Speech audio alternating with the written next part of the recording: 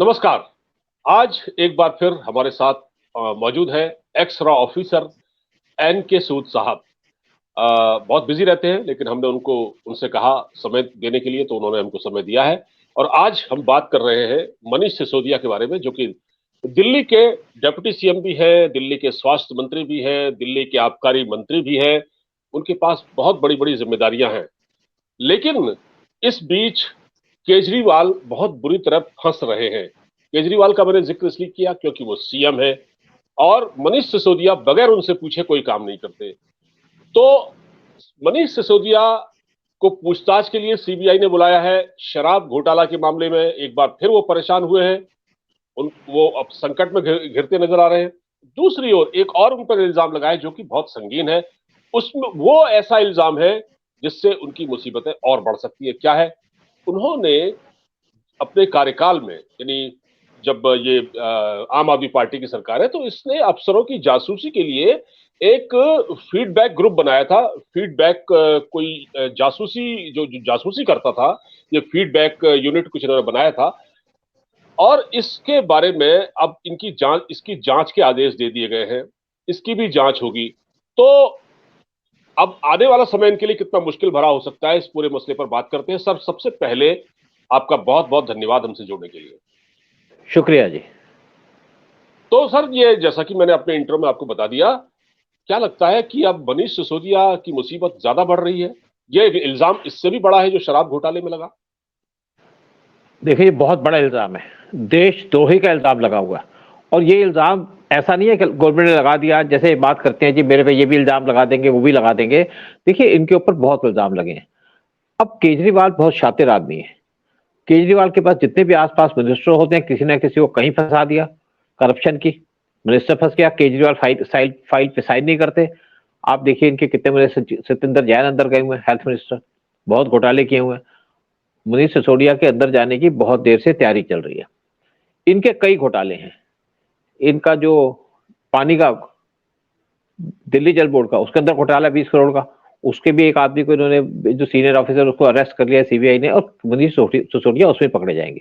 क्योंकि उसके अंदर जो पैसे इकट्ठे हो रहे थे वो गवर्नमेंट के अकाउंट में नहीं जा रहे थे, यानी कि दिल्ली जल बोर्ड के अकाउंट में नहीं जा रहे थे, किसी और अकाउंट में जा रहे थे। और वो जो आदमी जिसको पैसे इकट्ठे करने का काम दिया गया था, वो मनीष सिसोदिया का खास आदमी है। मनीष सिसोदिया के पास केस चल रहा है, जो एक्साइज का जो घपला कर रखा है, शराब का जो घपला किया हुआ। और मनीष सिसोदिया को कुछ लोग कहते हैं, या मनीष सिसोदिया कहते हैं जी मुझे अरेस्ट नहीं किया गया। अरेस्ट जरूर होंगे, लेकिन कई बार होता है ऐसा है कि उनको पका पका के अरेस्ट किया जाता है। और मनीष सिसोदिया को इवन केजरीवाल वो नहीं पसंद करते। जब पिछला इलेक्शन हुआ था दिल्ली असेंबली का, तो मनीष सिसोदिया बड़ी छोटे से मार्जिन से जीत के आए थे। और अब भी जब एमसीडी के इलेक्शन हुए, तो इनके जो कॉन्स्टिट्यूएंसी है, वहां से जितने भी लोग थे आम आदमी पार्टी के, वो इलेक्शन हार गए। और ये जो इल्जाम लगा है, नया जो इल्जाम लगा है कि इन्होंने जासूसी करने के लिए एक टीम बनाई थी, यानी कि गवर्नमेंट के खर्चे से उनको सैलरी दी जा रही थी, और उसके बाद ये टीम इकट्ठी करके जो इसका मेन काम था, वो था जो सेंट्रल गवर्नमेंट के मिनिस्टर्स हैं उन पे जासूसी करने का। इस पे मैं आपको एक बात बता दूं कि जो सेंट्रल गवर्नमेंट है, उसके पास कुछ एजेंसीज होती हैं। सीबीआई है, जो इन्वेस्टिगेशन का काम करती है करप्शन के। एनआईए है, जो इन्वेस्टिगेशन का काम करती है, जो टेररिज्म के रिलेटेड केस होते हैं। फिर इनके पास आईबी है, इंटेलिजेंस ब्यूरो, जो कंट्री के अंदर सिक्योरिटी के इश्यूज देखती है, यानी कि कहीं रॉयट्स हो रहे हैं, क्या कुछ है, वो भी है। फिर साथ में रॉ है, जो एक्सटर्नल इश्यूज देखती है। लेकिन ये किसी पार्टी के आर्म्स नहीं है, ये इंडिपेंडेंट काम करती हैं और गवर्नमेंट को इन्फॉर्मेशन देती हैं अगर यहाँ पे कोई ऐसी इशू हो, कंट्री के सिक्योरिटी का इशू हो। साथ में ईडी है, वो देखती है कोई जो पैसे का घपला होता है उसके ऊपर देखती है। तो इस तरीके से एजेंसीज बनाई गई हैं जो अपने काम करती हैं नेशनल के। और जहां तक स्टेट की बात करें, उनके पास पुलिस होती है। पुलिस के साथ पुलिस की सीआईडी होती है अपनी, जो पुलिस को इन्फॉर्मेशन देती है कहाँ पे क्या होने जा रहा है, क्या कुछ नहीं है। लेकिन किसी का भी काम नहीं है गवर्नमेंट के लोगों को या अपोजिशन के लोगों को मॉनिटर करना या उनके खिलाफ एक इन्वेस्टिगेशन का काम करना। और ये काम जो दिल्ली गवर्नमेंट के अंदर किया जा रहा था, उसकी जो जिम्मेदारी थी मनीष सिसोदिया के पास थी, लेकिन ये केजरीवाल के अप्रूवल से किया जा रहा था। इसमें कोई डाउट की बात नहीं है, क्योंकि मैं खुद इस केस के अंदर विटनेस था कि किस तरीके से ये काम करने की कोशिश कर रहे थे। एक बार क्या हुआ कि मैं, जब ये गवर्नमेंट बनी केजरीवाल की, पहली बात। जी, जी। तो ऐसा लगा केजरीवाल करप्शन के खिलाफ काफी काम करेंगे, इनसे बहुत उम्मीद थी। खैर जब मैंने इनको वोट तो कभी नहीं दी, क्योंकि मुझे इनकी कुछ रियलिटी पता थी। लेकिन उसके बाद मैंने कहा चलो करप्शन के खिलाफ काम करेंगे तो देश का भला होगा, दिल्ली के लोगों का भला होगा। तो मेरे पास एक केस आया था जिसके अंदर दिल्ली के डीएसपी, डीसीपी, उनके नाम पे एक प्रॉपर्टी पे कब्जा किया गया था, जो प्रॉपर्टी मेरे एक बचपन के दोस्त के पास थी। एलआईजी का मकान था, उसकी मैंने इंक्वायरी कराई। तो इंक्वायरी करा करके देखा वहां पे कांस्टेबल, एक सब इंस्पेक्टर दिल्ली पुलिस का, वो बैठा हुआ था। तो मैंने अपने किसी आदमी को भेजा, मैं गवर्नमेंट से रिटायर हो चुका था, मतलब ये शायद 2015 की बात होगी या 14 के बात होगी एंड की। तो जब आदमी को भेजा तो वहां पे पुलिस वाला मिला। तो उसने पुलिस वाले से पूछा भाई आप यहाँ रहते हैं? कहता हाँ ये मेरा मकान है। तो उसने कहा ये तो मकान हमारा है। मैंने उसको ब्रीफ करके भेजा था, मैंने कहा प्रॉब्लम मुझे फोन कर देना। तो उसने कहा आपका कैसे है? लोग पुलिस वाले को देख के घबरा जाते। उसने कहा भाई ऐसा है कि मैं हूँ सीबीआई से। फिर हम रॉ वाले कई बार सीबीआई, कई बार आईबी का नाम लिया करते थे। तो उसने कहा मैं हूँ सीबीआई से। तो नेक्स्ट डे जब गए वहां पे, मैं भी गया, तो पुलिस वाला वहां से भाग गया मकान छोड़ करके। तो उसके बाद मैंने इशू टेकअप किया, कंप्लेंट फाइल की दिल्ली पुलिस में, इनके सीआईडी में कंप्लेंट फाइल की, एंटी करप्शन में कंप्लेंट फाइल की। तो उसके बाद वहां पे एक्शन होना शुरू हो गया था। तो मैंने कहा ये इशू को हम केजरीवाल के पास ले जाएंगे तो इसके इशू सॉल्व हो जाएगा। तो कौशंबी में इनका ऑफिस था, वहां पे इनके ग्रीवेंसेस सेल था। तो मैं वहां गया अपनी चिट्ठी लेकर के, और नेचुरली मुझे जाने में तो दिक्कत नहीं हुई, क्योंकि जब एक आदमी की प्रेजेंटेशन होती है, फिर अपना नाम लिया जाता है, तो लोग पहचान जाते हैं कि कहाँ का। मैंने कभी मैं एक्स रहा हूँ और ऐसी ऐसी बात है। जो वहां पे एक आदमी बैठा था, उसने कहा सर यहाँ से तो ये काम नहीं होगा, आप केजरीवाल के ऑफिस चले जाइए, वहां पे एक फलानी फलानी लड़की है, क्लर्क है, उसको आप ये रिप्रेजेंटेशन दे दीजिएगा तो शायद आपका काम हो जाए, यहाँ से तो काम होगा नहीं। तो मैंने कहा ग्रीवेंसेस सेल क्यों बनाया? कहते जी ऐसे ही है, यहाँ पे काम नहीं होगा। तो मुझे समझ में आ गया केजरीवाल का क्या हिसाब किताब है। तो लेकिन उससे मेरे से कोई बात की, कहते हैं आप यहाँ पे क्यों नहीं हमारी हेल्प करते? यहाँ पे ये एक एजेंसी बनाना चाहते हैं, आप हमारे लोगों को ट्रेनिंग दीजिए, कुछ लोग हम सिलेक्ट करेंगे, उनको ट्रेनिंग दीजिए इंटेलिजेंस कलेक्शन करने की, और उसके बाद हम, मैंने कहा इसके लिए तो इक्विपमेंट भी चाहिए होते हैं। कहते हैं उसकी कोई प्रॉब्लम नहीं है, हमारे पास यहाँ पे कुछ इंडस्ट्रीज हैं, उनसे कह करके हम ये इक्विपमेंट मंगा लेंगे, और ये आप ट्रेनिंग देने का अरेंजमेंट कीजिए, तो हम ये यूनिट पूरा इकट्ठा करके हम काम करना चाहते हैं। तो मैंने अपने एक दो कुलीग से भी बात की, वो कहते हैं भाई ऐसा है कि अगर काम होगा तो हम कर देंगे। लेकिन जब देखा हमने, तब दोबारा बात की उनसे, तो देखा इनका पर्पस क्या था। इनका कोई सीआईडी कलेक्ट करने का पर्पस नहीं था जो दिल्ली पुलिस काम करती है। वैसे तो देखा जाए कोई स्टेट गवर्नमेंट जो हो, उसके पास इस तरीके के काम करने की कोई गुंजाइश ही नहीं है, उनको काम करने की जरूरत नहीं है। तो इनका पर्पस था ये मॉनिटरिंग करना चाहते थे या एक्टिविटी देखना चाहते थे जो इंपॉर्टेंट मिनिस्टर्स हो या जो लोग हो।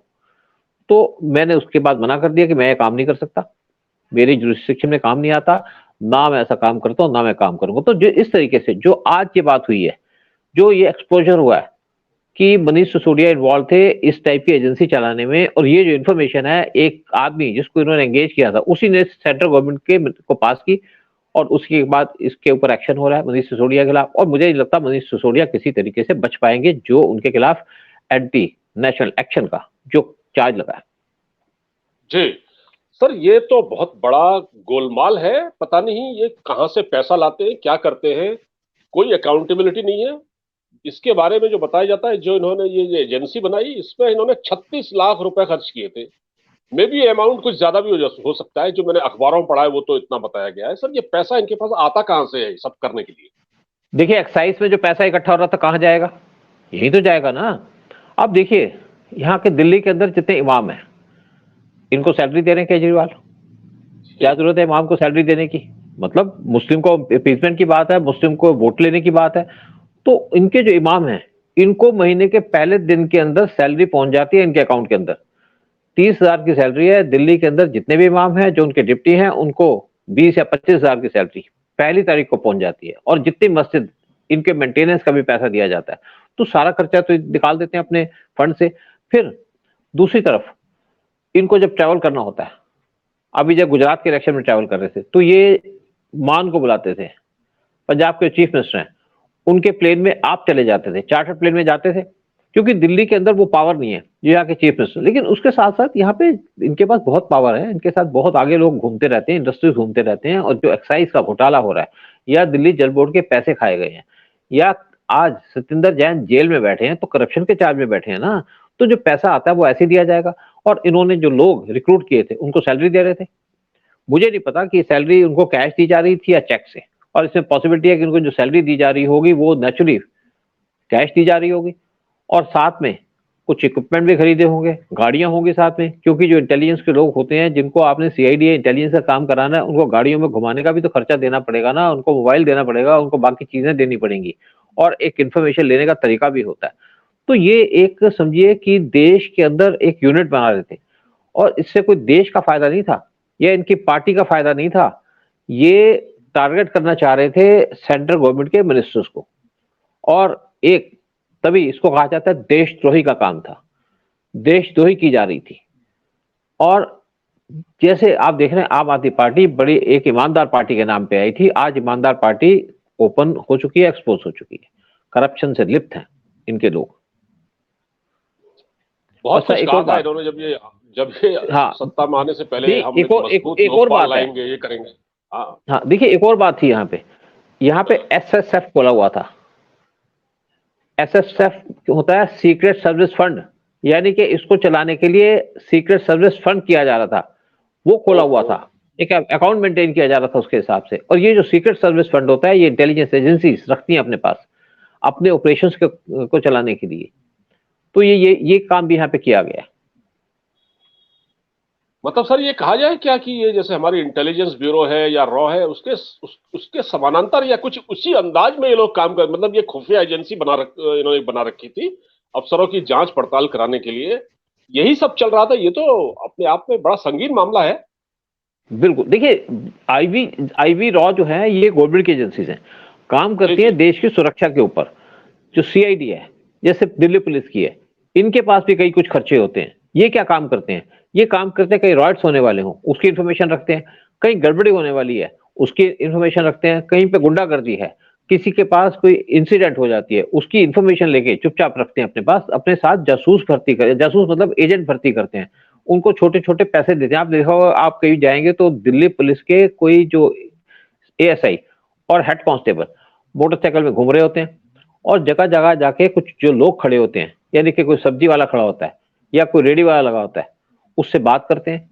बात इसलिए करते हैं कि उनको इन्होंने अपने साथ रखा होता है इंफॉर्मेशन देने के लिए, और उसके बदले में इनको पूरी प्रोटेक्शन देते हैं कि अपनी रेडी लगा के रखिए या बाकी लगा के रखिए। और यही काम कई बार आईबी वाले भी करते हैं, अगर किसी वॉच की होती है तो आईबी वाले वहां पे रेडी वगैरह लगा करके छोटे छोटे तरीके से काम करते हैं। रॉ का यह काम नहीं है, क्योंकि रॉ काम ऑपरेट करता है फॉरेन के अंदर या बॉर्डर के ऊपर।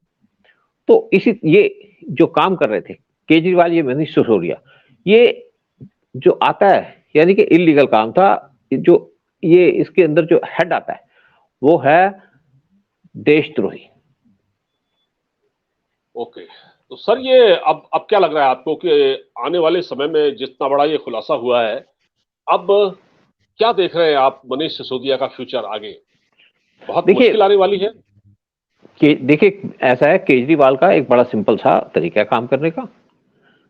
काम करते हैं, काम कम करते हैं, काम कराते हैं, फाइल पे साइन नहीं करते, नाम दूसरे का आता है और दूसरा जेल में चला जाता है। सत्येंद्र जैन जेल में बैठे हैं, उनको ठीक है काफी देर तक उनकी मालशे वगैरह होती रही जेल के अंदर, लेकिन अमानतुल्लाह खान वो भी जेल में बैठे हैं राइटिंग के ऊपर, और बहुत से लोग वो जेल में बैठे हैं, केस भुगत रहे हैं।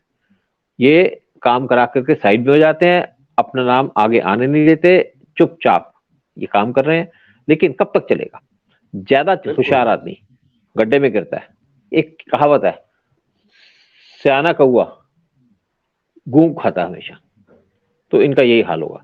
और केजरीवाल के पास अगर यहाँ पे उनको गवर्नमेंट मिली थी, पावर मिली थी, तो केजरीवाल के पास बहुत अपॉर्चुनिटी थी काम करने की, दिल्ली के लोगों का दिल जीतने की। लेकिन ये जो काम करने का इनका तरीका है मुझे तो खैर पसंद नहीं आया, बहुत से लोगों को काम पसंद नहीं आया। हाँ, जिसको एक करप्शन के ऊपर जो चाहते हैं उनको बेनिफिट मिले, उनको शायद पसंद आए।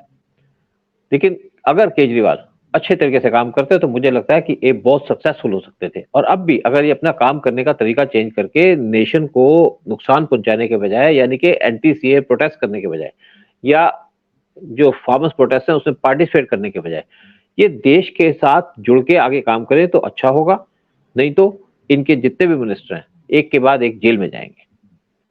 जी, बिल्कुल। और ये लगता है यही है कि अब बहुत तेजी से कार्रवाई चल रही है और मनीष सिसोदिया के सामने बहुत बड़ी मुश्किल खड़ी होने वाली है और केजरीवाल की भी जवाबदेही कहीं ना कहीं आने वाले दिनों में तय होगी और ये जो सब कुछ चल रहा है इसकी आंच से वो भी नहीं बच पाएंगे। सर बहुत बहुत शुक्रिया जी, इस शुक्रिया। जानकारी के लिए और इतनी महत्वपूर्ण आपने इंफॉर्मेशन दी। बहुत बहुत धन्यवाद। जय हिंद, जय भारत। जय हिंद, जय भारत।